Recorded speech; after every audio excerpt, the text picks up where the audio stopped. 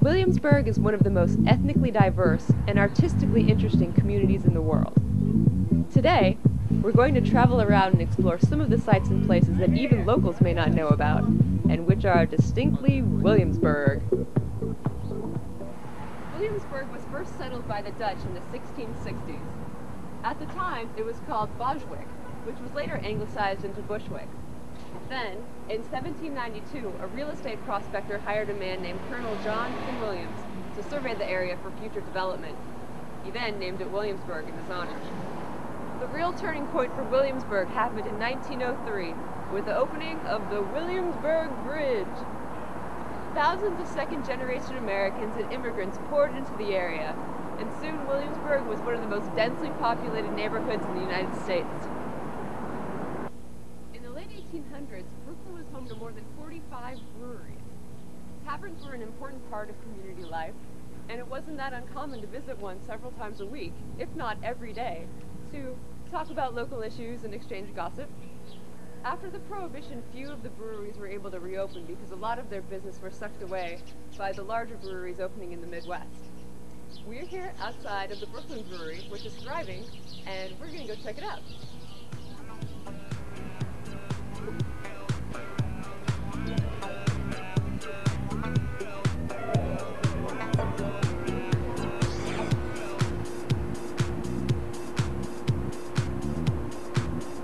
If you've ever wanted to know where they're keeping all the wheat malt in Brooklyn, it's right here, the Brooklyn Brewery. It's heaven. Yeah, no, I love it. So which is your favorite Brooklyn beer?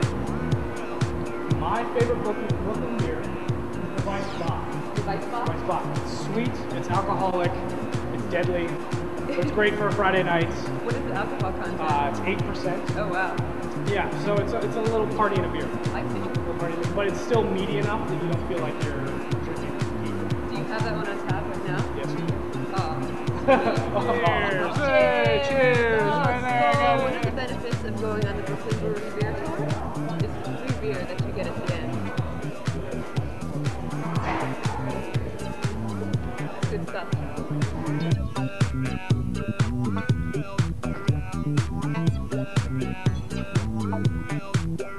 Beacon's Closet has quickly become a Williamsburg institution with its eclectic collection of used and vintage clothes. While you might be able to sell your mother's prom dress here, yours might not be up to the store's standards. They're notoriously choosy about the duds they deign to stock. Beacon's Closet has been in the neighborhood for several years, and it is the place for slightly used but very trendy clothes.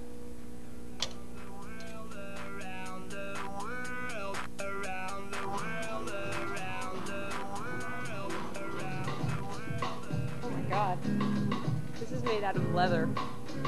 So I've picked out some very promising pieces, and hopefully they will turn me from a plain duckling into a beautiful swan. I call this one Rhapsody in Lime.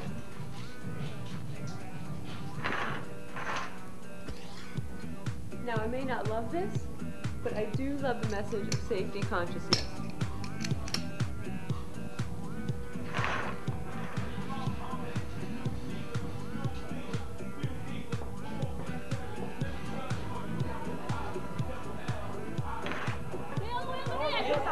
So I am here with Dave Herman, the founder and proprietor of the City Reliquary.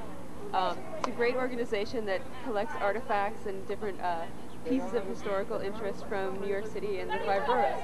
So we're going to go inside and take a look at some of the stuff they've got here.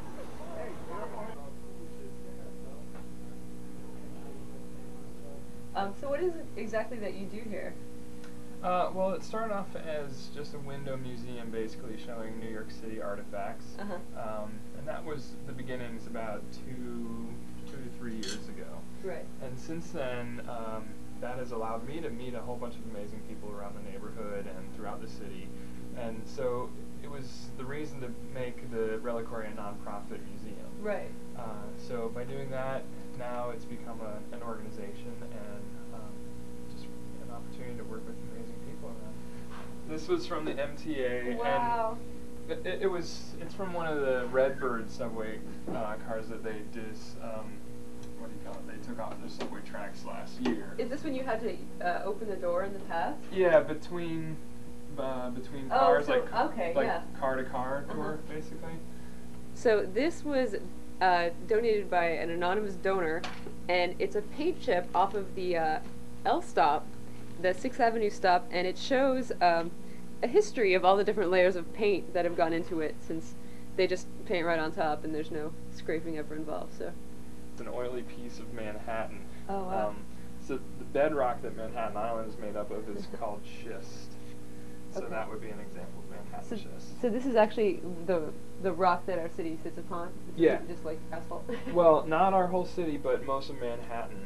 Wow. And that's, this is actually why the skyscrapers were able to go up so quickly. Because it's such a strong rock? Yeah, it's the actual hard bedrock, that they could anchor into the earth with right away. And it's kind of pretty. You're welcome. Thanks for stopping by. Bye. Industrialization happened very quickly in Williamsburg. Before long, wealthy magnates like Cornelius Vanderbilt were building mansions over on the shore. Corning Glass was founded here, as well as Pfizer Pharmaceuticals and the Pratt Institute. At one point in the 19th century, Williamsburg, Brooklyn contained 10% of the entire nation's wealth. Which leads us here, to the Kings County Federal Savings Bank. It was erected in 1860 and has now been landmarked as a historical site. But you can't cash a paycheck here. It's now the Williamsburg Art Historical Center, which we're going to go take a look at. The Wallace Center was founded in 1996 with the intent to act as a bridge between the diverse artistic communities in the neighborhood and around the world. The center has a fine art collection that rotates monthly and sponsors everything from dance festivals and theatrical productions to lectures and symposia.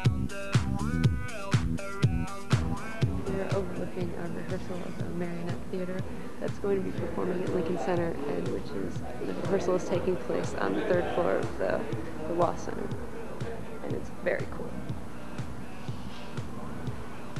I'm fortunate enough to personally meet Yuko Nee, the WA's founder and artistic director. So you founded the society in 1996? That's right, yeah. Could you explain a little bit about your bridge philosophy towards art? Okay. Since this center, we call it WA Center, Williamsburg Art and Historical Center. We call it WA Center. WA means, by the way, in Japanese, peace, harmony, or unity. Oh, so it's appropriate. That's convenient. Yeah, it's appropriate for this center's mission. So it happened to be underneath or next to the Williamsburg Bridge. And Williamsburg Bridge used to be called Immigrant Bridge. Oh, really? Yes. And many Lower East Manhattan residents used to come over the bridge when the bridge was built in 1903 to take a look at what's going on beyond the East River. And they found this place to be suitable for the kids. There are lots of immigrants turn of the century arrived in the United States, especially Lower Manhattan, and moved here. Until then, the Williamsburg used to be a very wealthy industrial sections. And these are some portraits of you that were done? Yeah, I didn't paint it. My paintings It's were up there on the top? And James Sander is the one who painted this one, and then Terence Lindor who painted of me. Mm-hmm. I used to paint with all natural phenomena like fire and air, a field, and solid water. And then the stone is one of the solid forms. Right. After that I started painting 9 cities of the scape, which you are welcome to go upstairs. Upstairs, in an area that is temporarily off limits to the public, I get to see a masterpiece. Nee's 9-canvas work is a dreamlike landscape that stretches more than 63 feet. Standing before it is a lot like gazing into another world.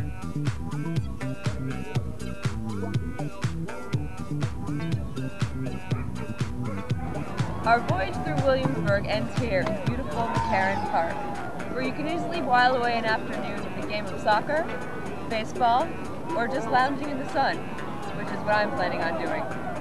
Thanks a lot for joining me on my trip through Williamsburg. I hope to hear from you soon.